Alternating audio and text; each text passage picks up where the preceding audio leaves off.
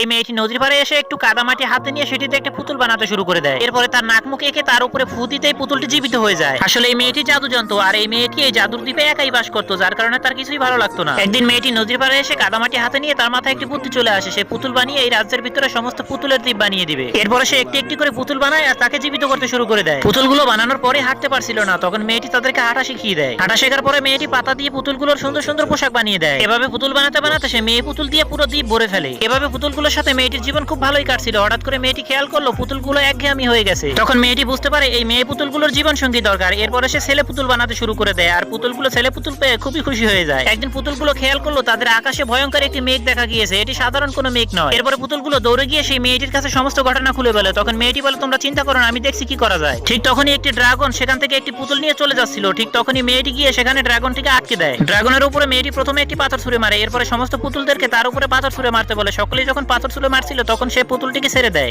এরপরে ড্রাগনটি প্রাণের ভয়ে সমুদ্রের ভিতরে লুকিয়ে পড়ে। ঠিক তখনই মেয়েটি সেখানে দৌড়ে গিয়ে জাদুর রশি দিয়ে ড্রাগনটিকে আটকে ফেলে। ড্রাগনটি অনেক চেষ্টা করছিল মেয়েটির হাত থেকে ছোটার জন্য, কিন্তু কিছুতেই পারছিল না। ঠিক তখনই সেখানে মেয়েটির পোষা বড় কচ্ছপটি চলে আসে। এরপরে দুজনে মিলে ড্রাগনটিকে মেরে ফেলে। এরপরে আর কোনো কিছুই ওই দ্বীপে আক্রমণ করতে সাহস পায়নি। বন্ধুরা, নামাজের কথা স্মরণ আছে তো? নামাজ অবশ্যই আদায় করবে, আর নামাজের দাওয়াতটি ভালো লাগলে একটি লাইক করে চ্যানেলটি সাবস্ক্রাইব করে দাও। পারলে কমেন্ট বক্সে আল্লাহ লিখে যাও।